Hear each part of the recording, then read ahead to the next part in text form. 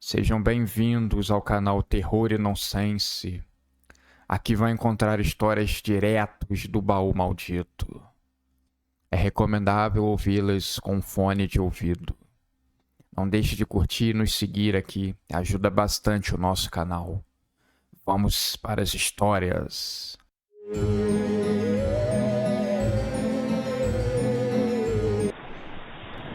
Esse emprego anda me consumindo bastante. Preparação de cadáveres para o velório. Até que valeu a pena o meu curso de tanatopraxia. Consegui aos 18 anos arranjar o meu primeiro emprego. Coisa que hoje em dia está difícil. Assim que eu concluí o curso, um dos professores era dono de uma agência funerária. Ele me chamou para trabalhar. Estava precisando de funcionários. Eu entendo ele. Ninguém quer trabalhar com os mortos. Eu digo que, embora seja algo mórbido, que consome quase todas as minhas energias, talvez seja melhor trabalhar com os mortos do que com os vivos, com as intrigas, as fofocas e essas coisas. Sempre fui um rapaz reservado na escola, com poucos amigos. Nunca tive coragem de chegar em uma menina. Então até hoje sou virgem e à espera do meu primeiro beijo na boca. Ele vai chegar. Tenho certeza disso. Hoje aconteceu algo muito estranho no trabalho. De vez em quando, os mortos se mexem. Mas não voluntariamente. São mais espasmos. Gases que se acumulam no corpo e faz ele dar uma espécie de grito, o que a princípio me assustava bastante. Com o tempo, percebi que era bem comum. Eu levava de boa. Mas um sussurro consciente, umas palavras coerentes, são coisas bem diferentes de espasmos e gritos. A coisa aí muda de figura. Fiquei encarando o morto, esperando que ele se levantasse, dissesse que foi um erro médico, que ele estava com um pulso tão fraco que eles acharam que estava morto, que o teste de morte tenha falhado ou algo assim. Mas o morto estava lá, imóvel, gelado. Tirei o lençol que o cobria para ver com meus próprios olhos, mas no entanto, ele sussurrava. Poderia estar dentro da minha mente? Eu ter ficado louco? Existia essa possibilidade? Mas eu achava que não. O morto agora me contou que precisava de mim para uma missão. Precisava buscar nos correios, na caixa postal FL12, uma carta e entregasse a sua namorada. Busquei na vida do defunto e ele morreu com 21 anos, bem novo. Bateu de carro. Levou uma pancada muito forte na cabeça. Eu tinha notado esse hematoma. No meio das suas roupas, que era o que ele precisava ser vestido para o velório, eu encontrei a chave que ele se referia. Preparei o corpo como sempre faço, mesmo ele reclamando às vezes, dizendo que o produto era fedorento, que estava com muito frio e coisa do tipo. Reclamou ainda mais quando o coloquei na geladeira. Disse que o frio era insuportável. Como o velório só seria no dia seguinte, eu teria tempo de ir em casa, chamar uns conhecidos e contar essa história. Se eu contasse ela para minha avó, era capaz da velha cair dura no chão. Contando para alguns conhecidos, eles logo se animaram. Diziam que era uma oportunidade tanto para fazer a brincadeira do copo. Eu pedi que viessem comigo nos correios verificar a caixa postal. Quando cheguei lá, encontrei a que eu estava procurando. A chave entrou com facilidade. E realmente, ali dentro, tinha uma carta. Não tive coragem de ler, embora os protestos dos meus conhecidos contassem o contrário. Um deles pegou a carta das minhas mãos e disse que entregaria. Deixei a ele esse trabalho e fui para casa descansar. Combinamos à meia-noite de irmos no necrotério tirar a limpo essa história. Colocar o copo para contar uma história mais precisa. Eu só tinha um pouco de medo que fosse uma coisa maligna, se voltasse contra a gente. Saí de casa segurando um copo na mão. Não demorou muito para que todos eles aparecessem. Trocamos rápidas palavras e eu tirei as chaves do bolso. Olhei para todos os lados para certificar de que estávamos sozinhos. Andamos devagar no necrotério. Mesmo só tendo defuntos ali, não queria chamar atenção. Conduzi meus colegas até a sala onde estava o morto dentro da geladeira. A líder fez todos os trabalhos iniciais, colocando as letras do alfabeto no chão e as palavras sim e não. Sentamos em círculo e demos as mãos. Ela recitou as rezas tradicionais e necessárias e disse que estava pronta para começar o ritual. Ela então fez a primeira pergunta. Tem alguém aí? Por um tempo, não obtivemos resposta. Ela tentou perguntar algumas vezes, até que o copo começou lentamente a se mover. Ele andou até a palavra sim. Eu fiquei atônito. Estava funcionando. Você é o jovem que está trancado dentro da geladeira? Uma pequena pausa. Um suspense no ar. O copo novamente se moveu lentamente na direção da palavra sim. Estávamos exultando. Acredito que ninguém ali tinha acreditado quando eu contei sobre os sussurros, e muito menos acreditavam que essa brincadeira dava certo. Mas estava funcionando. Você é um espírito de luz? Nesse momento, um vento gelado cortou para dentro da sala, como se uma corrente de ar estivesse presente. Mas não havia janela, apenas uma porta. Foi quando um dos conhecidos notou que a porta da geladeira onde deveria estar o morto, ela estava entreaberta. Me levantei e fui fechar. Os demais seguiram esperando a resposta. Quando bati a porta, prendendo ali o corpo, ouvi um baque surdo vindo de dentro, como se alguém estivesse socando. Será que o homem estava vivo? Ignorei por alguns segundos e voltei a me juntar na roda. As pancadas cessaram e o copo começou a se movimentar lentamente. Estava indo para a palavra sim. A líder respirava aliviada, mas ela estava enganada. O copo parou no meio do caminho e mudou de direção. Estava indo agora na direção do não. Um dos conhecidos gritou que era algo maligno, que tínhamos que encerrar a brincadeira ali. Mas não dependia mais de nós. O ar começou a ficar gelado. A porta bateu e não conseguíamos abrir. Os papéis saíram voando para todos os cantos. E o copo foi alçado ao ar. Logo depois ele se espatifou no chão. A gente gritava. Pedia por ajuda. Todas as portas da geladeira que tinha algum morto se abriram. E os defuntos estavam saindo, se aproximando da gente. O desespero tinha tomado conta. Nessa hora, eu acho que tropecei em alguma coisa e caí no chão, batendo a cabeça. Acorda aí, novato! Dormindo novamente no serviço? Eu não vinha bem nos últimos dias. Dormia pouco. Estava estudando bastante para tentar uma vida melhor. O corpo de um jovem jazia na minha frente. Era o meu dever prepará-lo. Ele havia morrido com um grupo de jovens, acidente de carro. Todos os corpos estavam ali me esperando. Inclusive, acredito que alguns deles queiram conversar comigo. Notem um canto, um copo caído, intacto. Seria algum tipo de sinal?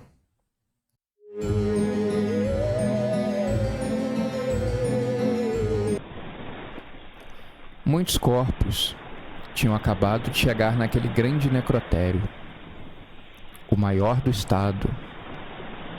O legista olha assustado a quantidade de corpos, todos sem identificação. apenas alguns símbolos estranhos no corpo. A polícia quer apenas saber como todos eles morreram. Não havia nenhuma marca no corpo. A boca não estava arroxeada, o que poderia indicar alguma espécie de veneno. Um verdadeiro mistério.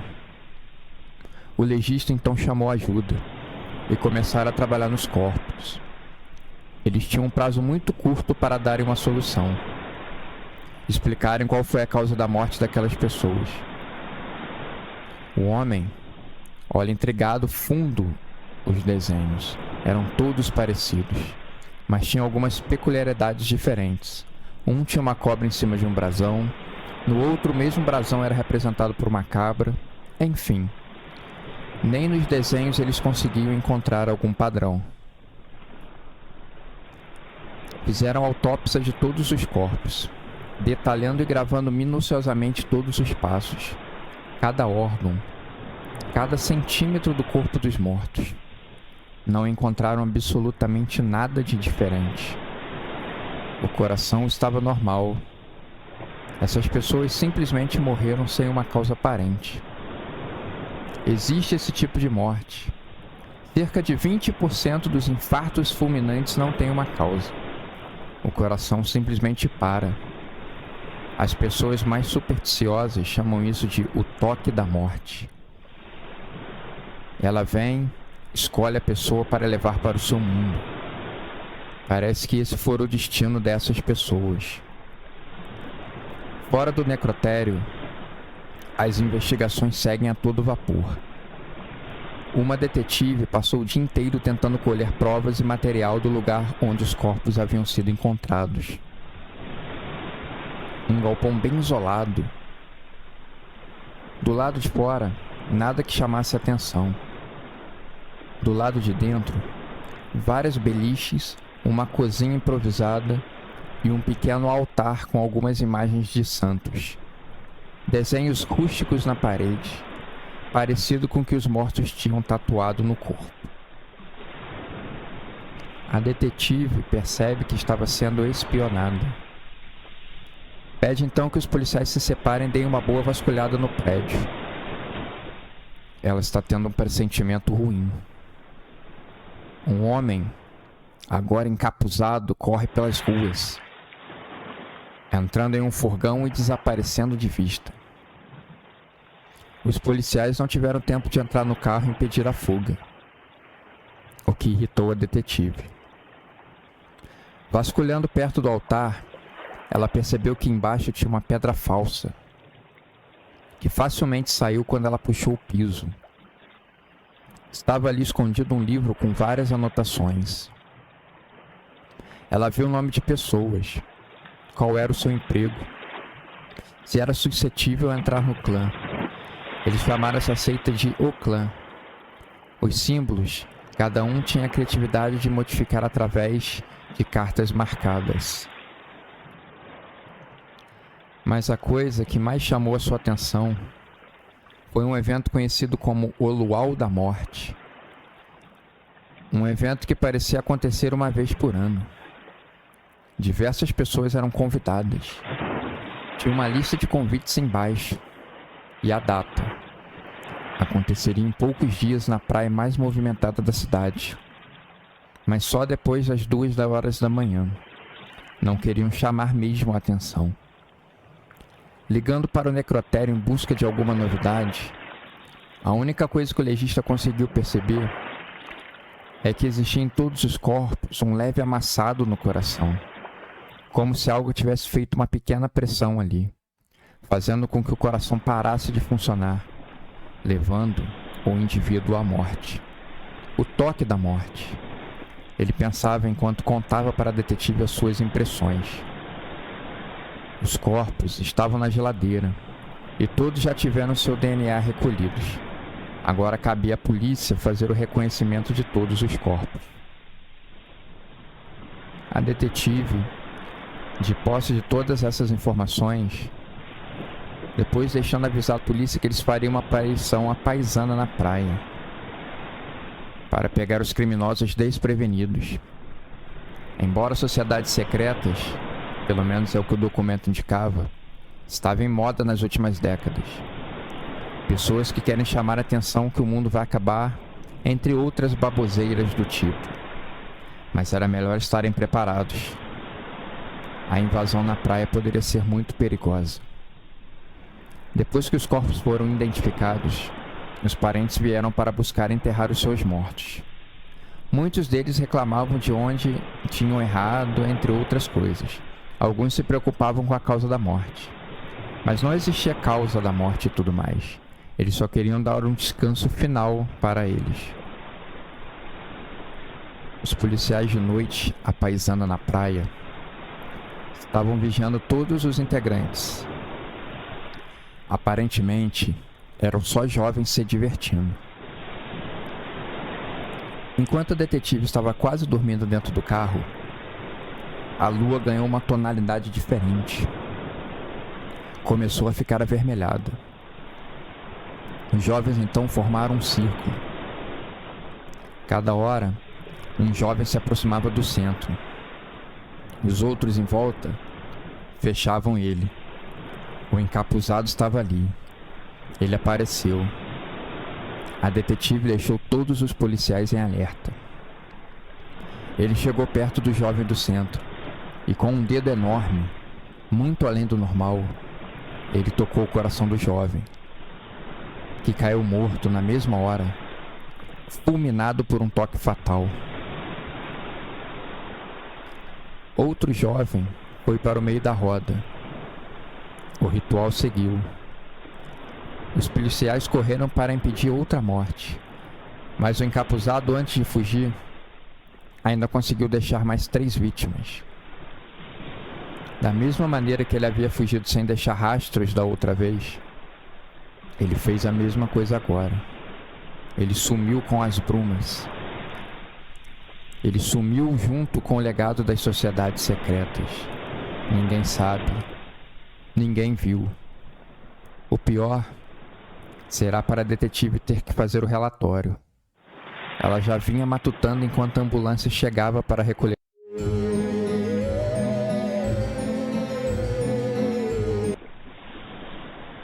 Você morreu. Sente sua musculatura rígida. A sua respiração cessou. Sua pele ganhou uma coloração diferente. Perdeu a elasticidade. Está sem vida.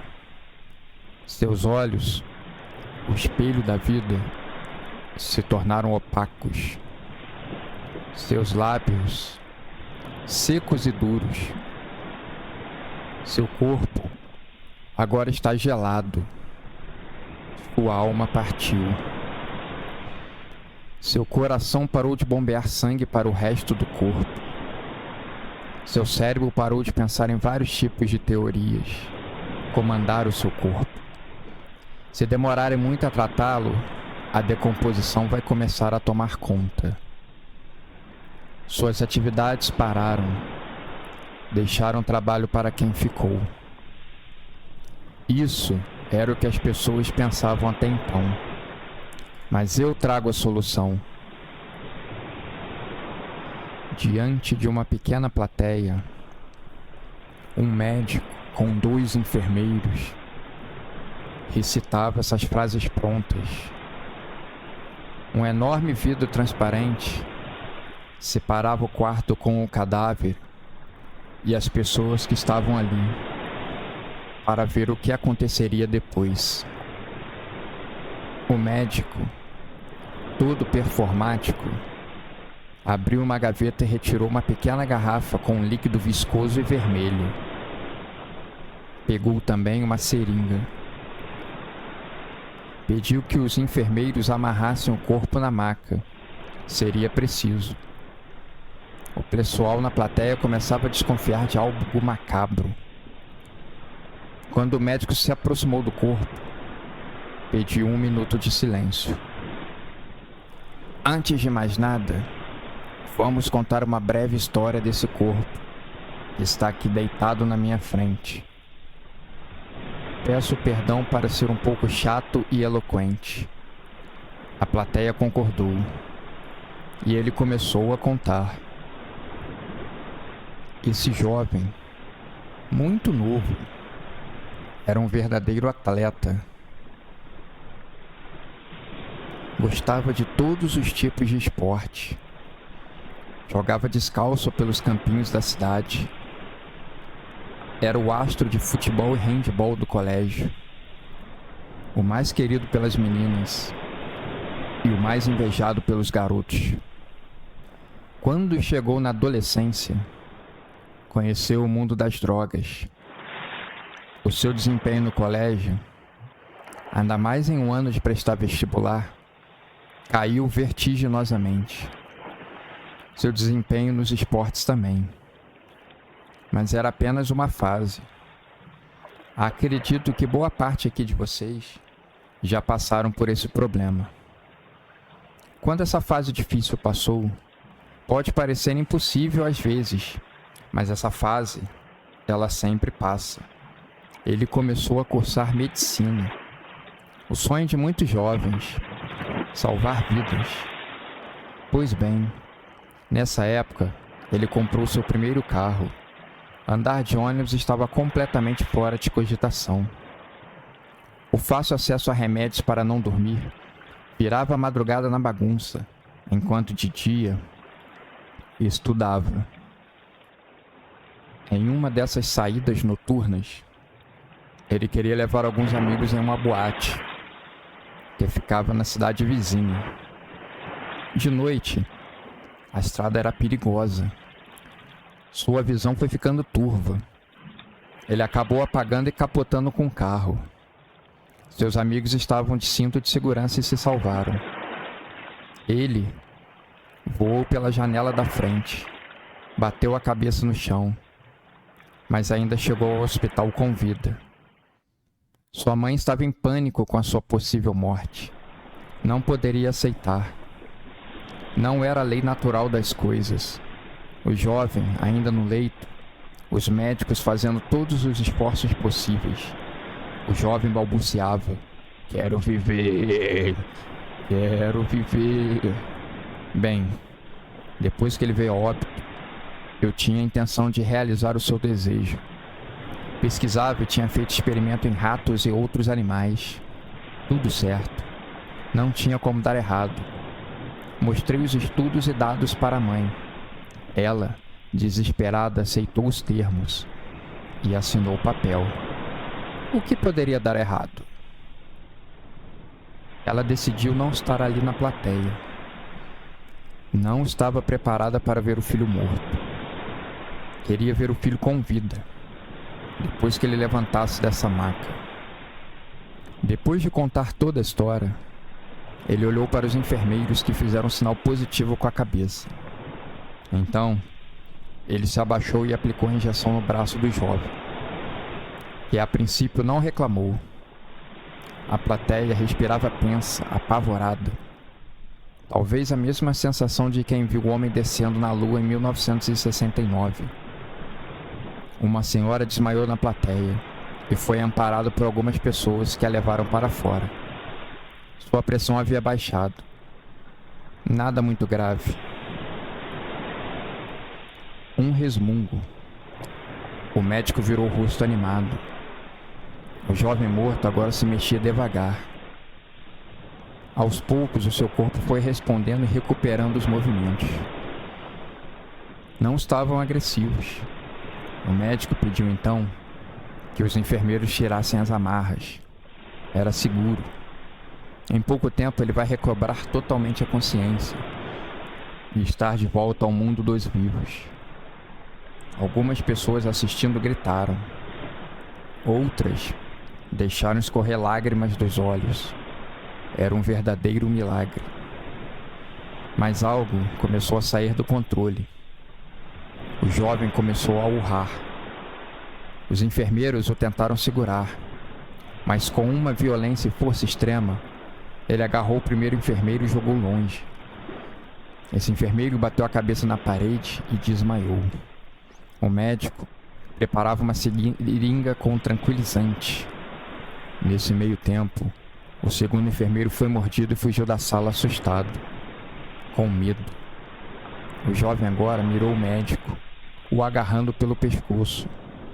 O médico, praticamente sem ar, conseguiu inserir a seringa no pescoço do jovem, liberando o tranquilizante. Agora, o jovem vai dormir. Uma plateia atônita assistia tudo, até que a cortina foi fechada, caindo um pano do ato final. Pessoas agora cochichavam, tentavam entender o que estava acontecendo, debater o que tinham assistido. Mas assim como a cortina havia sido fechada, pouco tempo depois ela foi aberta. Os 4 atores estavam ali, cumprimentando a todos que vieram assistir ao espetáculo. Dessa vez, a cortina desceu para encerrar o show. Assim que você fecha os olhos, assim que você dá um último suspiro, assim que seu corpo libera sua última energia, a cadeia de fatos faz o seu corpo parar. E assim, você morre. Você morreu, aceite o destino.